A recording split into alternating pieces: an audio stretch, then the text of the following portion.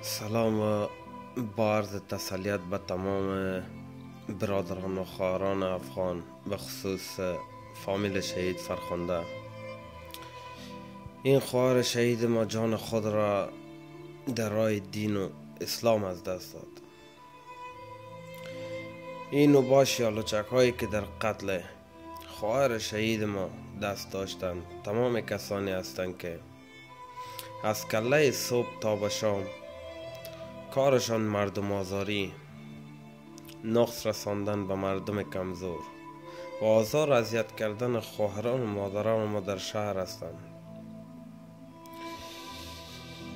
از بس که غریب و بیچاره در افغانستان زیر پای پایمال میشه و از بس که مردم افغانستان خود بسیار آرام گرفت، حال به این روز مبتلا شدیم.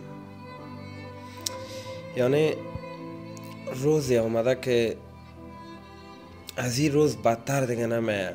یعنی از این که دیگه عذاب خداوندی زیادتر نمیشه،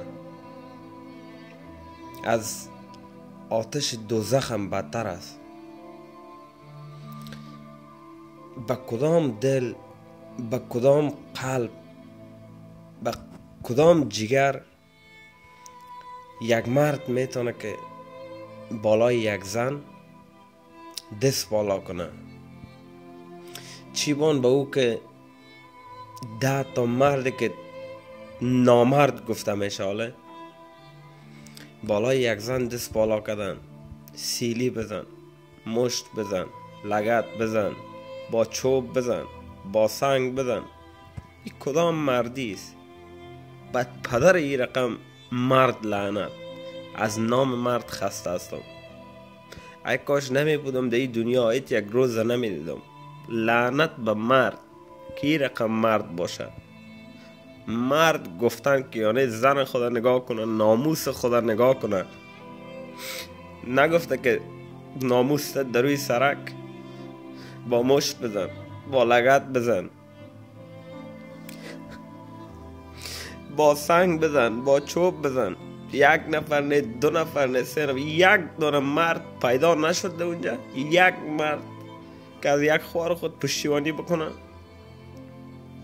یک زمان افغانستان در مردی خود نام داشت. حال مرگ بر افغانستان، مرگ به این مردایی که نامرد است. در او 100 یا 1000 نفره که در اونجا استاد بود، سر یک زن، سر یک مادر مسلمانت سر از دست بالا. یک مرد پیدا نشد که برای پشتیبانی از خواهر مادر خود بکنه. از جانتان تیر شده نتانستین. اینقدر جان براتان شیرین است.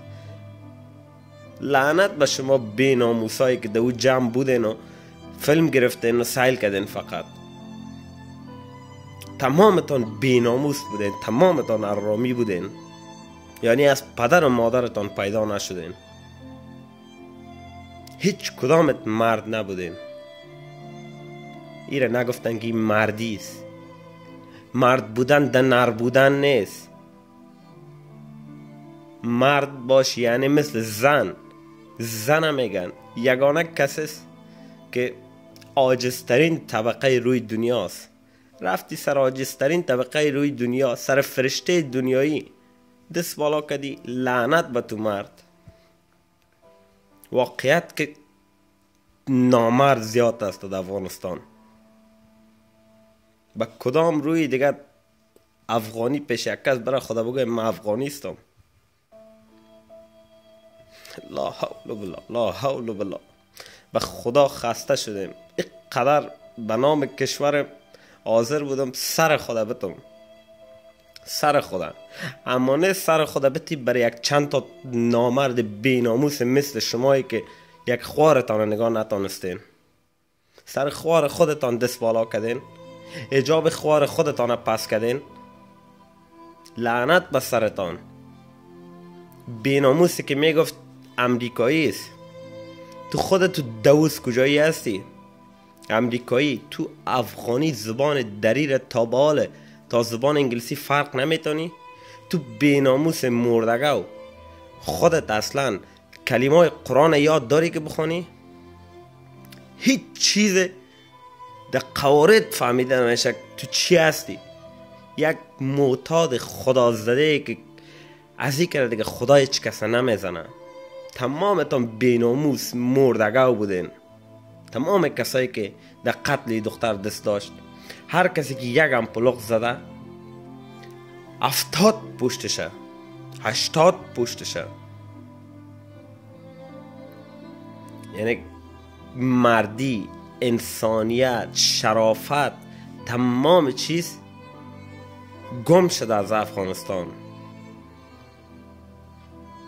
چی بگویم؟ اینقدر دلم درد داره. اگر تا زودترین وقت دولت یک کار بکنه، عدالت میخوایم، فقط عدالت. و خدایی که هستم کده اگر یک کار نکنه، جزای کسایی که در قتل خوار ما دست داشت جزایشان رو تعیین نکنه، اعدام باشه، هر چیز باشه، اشد مجازات. به او کلمه که خواندیم لا اله الا الله محمد رسول الله، یک دقیقه پیدا شدیم، در یک دقیقه پس میرم.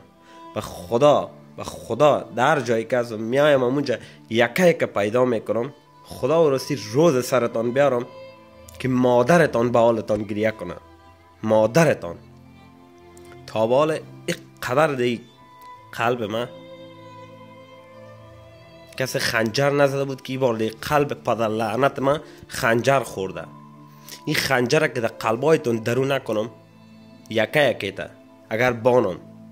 هر کس مرد است، هر کس میخواه از ناموس خود دفاع کنه، این میاله تا چند روز دیگه اگر عدالت بود عدالت، اگر نبود کسی مرد است بره ناموس خود نگاه کنه.